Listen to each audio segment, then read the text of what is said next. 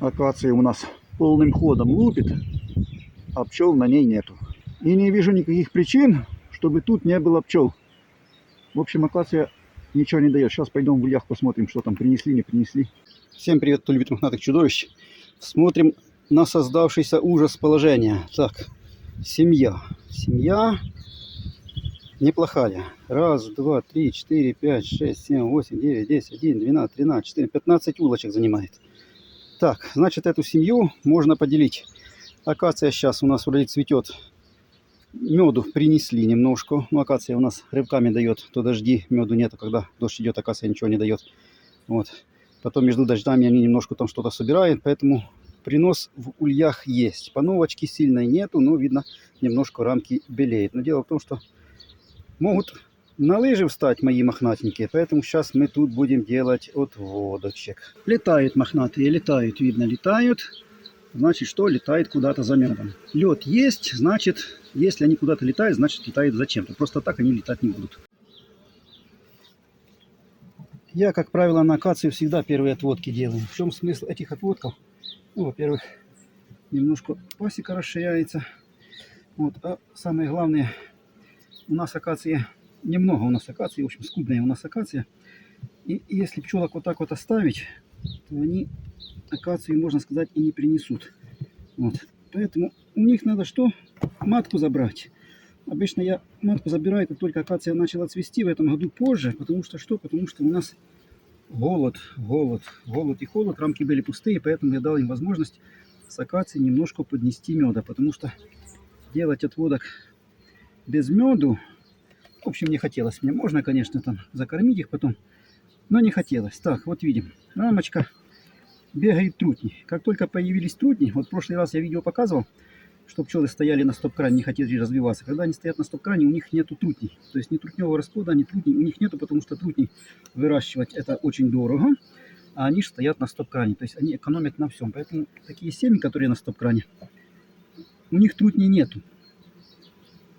И это первый признак. Как только нету трутней, значит что? Значит пчелы встали в стоп-кран. А сейчас видим, бегают трутни. Раз трутни побежали, значит пчелы со стоп-крана снялись. Сейчас будет куча трутневого расплода. Так, ну трутни зачем пчелам? Чтобы матки размножались. Так, видно, принесли медочку. Сейчас нам надо отыскать маточку и забрать ее в отводочек. Наверное, сделаю трехрамочный отводочек. Вот. И пусть остальные пчелы, которые в улье останутся, собирает мне мед. Так, опять же, нормально нектару поднесли. Нормально. Прилично, можно сказать. Хорошо. Есть. Значит, нектарчик у нас пошел. Там в некоторых семьях вот, есть уже попечатали сверху. Ну, это еще не печатает. Но это же лежак тут. Мед по рамкам размазывается. Поэтому в лежаках печатают позже. Вот то, что я вам рассказывал. Видите? Орава трутней. Сразу орава трутней. Раз пчелы начали выращивать трутни, значит, со стоп-крана они снялись и побежали выращивать трутней. Это значит, семейка хочет размножаться. И куча мисочек. Вот то, что я вам рассказывал. Как только у них появится мед, тут же они начнут думать о том, как изроиться. То, что я вам рассказывал во всей красе. Уйма трутней мне ненужных. Повырезаю сейчас. Где-то Гриша что-то давно не приходил. Ну, сегодня дождь, может, он не будет ходить. Трутня жрать надо. Ежик мой где-то тут. Я бывает на Пасхе, когда днем кручусь, он увидит, приходит прям днем и по ногам бегает. Если бы вы знали, как он больно бегает по босым ногам. Когти у него такие остренькие. И ждет, когда я дам ему трутня. Так. Вот теперь вот показываю, видите, расплод сплошной. Можете с этого улья посмотреть предыдущие видео, там был расплод решетчатый. Там мне писали плохие матки. Неплохие матки, холодно, когда холодно, и меду мало, и пчелы не могут из улья побежать за белком. Расплод всегда будет у нас решетчатый. А сейчас вот расплод сплошную. То есть работа матки, что? Наладилась. Вот эту рамочку мы заберем в отводок. Матки не вижу. Сейчас мы ее найдем. Вот водочек. Раз, рамочка такая хорошая, с печатным расплодом. Вот. Сейчас найдем еще 2 рамочки с хорошим печатным расплодом. Заберем вот водок. Так, тут открытый расплод. Печатный вышел. Матка зафигачила все открытым расплодом. И куча маленькой серенькой пчелки вот на этой рамке бегает. Видите? Маленькая такая невзрачная, куча мисочек. Вот. Еще маточника не нашли, но уже скоро будет. Куча молоденькой серенькой пчелки. Вот. Я ее пока не стряхиваю, потому что хочу найти матку. Потому что если сейчас начну пчел стряхивать, то потом матку вообще фиг найдешь. Вот. Сначала ищем матку, потом будем стряхивать пчелок. Вот из этой рамки можно эту серенькую пчелку в отводок стряхивать. И она прекрасно будет работать с маткой.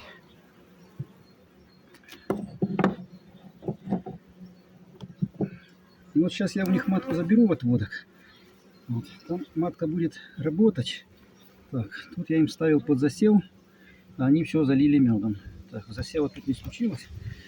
Зафигачили все медом. Ну, медом, так медом. Ради бога. Матки у них сейчас не станет, а пчелы останутся. Расплоду, соответственно, тоже будет поменьше. И так как матка не будет им подкидывать яиц, они полетят за акацией и принесут немножко больше меда. В хороший год вот таким вот способом можно взять из улья 20-25 литров акации. Вот, если маточку вот таким способом забрать. Ну, правда, конечно, в этом году я опоздал, потому что год холодный очень. Неблагополучный этот год на пчеловодство. Вот, поэтому, конечно, в этом году вряд ли. Но, может, Бог даст. Посмотрим. Мисочек тьма. Тьма. Тьма, мисочек тьма. Раз мисочек тьма и тьма расплоду трутневого. Значит, что? Готовимся к знаменательному событию, как улететь к соседу. И хорошие такие пчелы хотят сбежать к моему соседу, чтобы он порадовался, а я, значит, нет. Я их, значит, кормлю, беспокоюсь о них. Они вот так, как женщина продажная, раз и убежали к соседу. Зачем нам такие пчелы? Нам такие пчелы не надо. Так что их воспитанием надо заниматься с раннего детства. Тоже неплохая рамочка. Тут мед есть, перга есть, расплод есть. И мы ее заберем тоже. Вот водочек, она неплохая. Тут от водочек будет и пыльцой обеспечен немножко. Так, и меду. И расплод печатный. Чудесная рамочка. Я ставил им сушнинку под засев. Что у нас тут? Да, вся засеяна яйцами. Сплошную. Все в яйцах. Вот прошлую сушнинку медом залили. Вот эта проблема всегда. Когда взяток идет, они заливают. Нету матки, куда откладывать яйца. Так, я понял, если тут рамка засеяна, значит матка побежала в ту сторону. Неудивительно, что мы ее не нашли. Тут все в яйцах. Потом рамочка свежезасеянная. Значит, где-то здесь она и бродит по этим рамкам. Вся рамочка в яйцах. Вот, всегда подставляйте сушку. Вот видите, опять расплод уже теперь не решетчатый, а в сплошную. Исправилась матка. Поэтому, когда у вас весной или холодно, вот, или дожди, у вас решетчатый расплод появился, не спешите на маток грешить. Просто такие условия сложились, что расплод решетчатый. Потом все наладится. Видите, вот все потихонечку налаживается. Расплод уже не решетчатый, расплод уже в сплошную. Это значит, что они его уже греют. И есть кому летать уже за пыльцой, за всем остальным. Рабочей силы хватает, и семья на правильные рейсы становится. Так, тоже хорошенькая рамочка, видите, с медом, расплод, в отводочек. И теперь осталось найти тетю маму. Тетя мама, ты где? Тетя мама, тетя мама. Вот больше всего времени на пасеке занимается работой с пчелами. Это вот тетю маму искать. Она вроде и меченая. Правда, меченая зеленым цветом. Когда она позапрошлогодняя у нас тут зеленый цвет не сильно хорошо на пчелах видно. Когда маток метите, выбирайте такие яркие цвета. Вот, допустим, не зеленый, не темно-зеленый, как я, а такой салатовый, чтобы он кислотный такой был, чтобы сразу в глаза бросался. Тогда ее просто искать. Когда меточка такая темная, невзрачная, плохо искать. Так, ну тут вроде ее нет.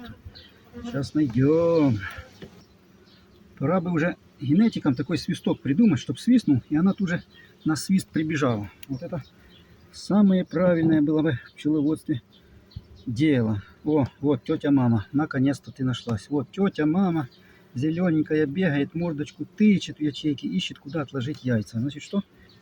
Проблема у нее с поиском ячеек. Хорошо, тетю маму забираем в отводок. Так, на этих товарищей уже долистаем. Вот, и посмотрим, что у них тут делается. Дальше. О, как обычно, мисочки. Мисочки или маточники? Не, мисочки, яиц нету. Мисочки. Вот такие вот дела у нас. Мисочек тьма. Так, вся рамочка в открытом расплоде. В общем, матка работала с этой стороны. Не с этой, где мы начали, а с другой стороны. Перебежала. Ну да, мы же разовое расширение в ту сторону делали. Вот она в ту сторону и побежала. Видео про разовое расширение снимал. Куда делали разовое расширение, туда она и побежала в ту сторону. Вот. С этой стороны у нас было зимовалое гнездо. Она погнала в другую сторону. Так, мисочки. Маточников нету. Это хорошо. Так, и что?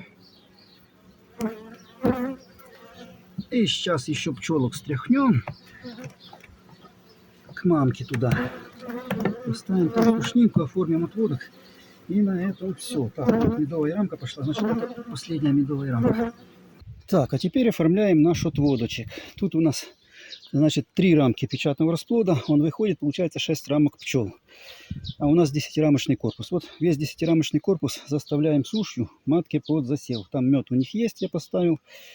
Перга у них там есть на рамочке, я поставил. Расплод есть, матка есть. Все остальное заставляем сушью. Вот так вот и формируем гнездо. Ставим сушку.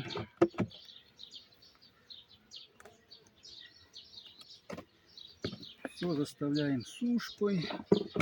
Этот отводочек, конечно, меду что не принесет. Потому что откуда же у него мед? Меда у него нет. Потому что кто ж тут будет летать за медом? Тут же будет тьмища расплоду. Так, вот так вот компактненько все сдвигаем расплодик. Вот, а все остальное заставляем сушью. Раз, сушкуем туда. Раз, два, три, четыре, пять, шесть, семь, восемь.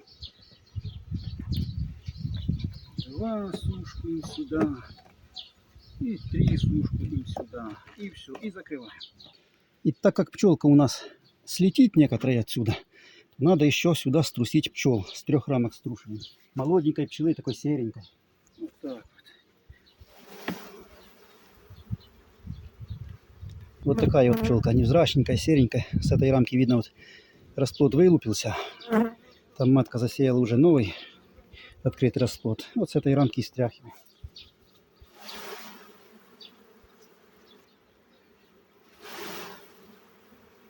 И все, готово отводочек. Закрываем. И идем к той семье, которую я потратил. Сдвигаем все рамки назад. Вот, чтобы все было правильно у нас. Вощину им давать не надо, потому что без матки они вощину тянуть что не будут. Вот, вощина не надо. Все рамки сдвигаем и даем им суши. Чтобы было куда складывать мед с краю гнезда.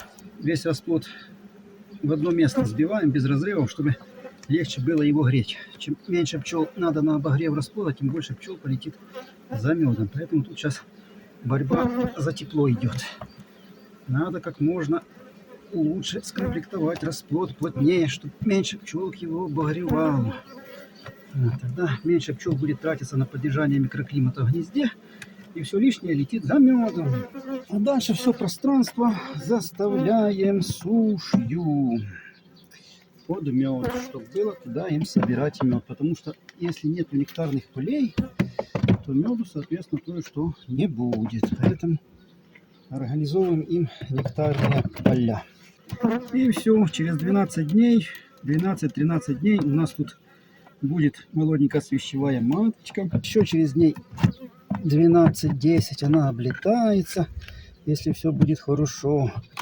И через дней 25 у нас тут будет молоденькая маточка новая.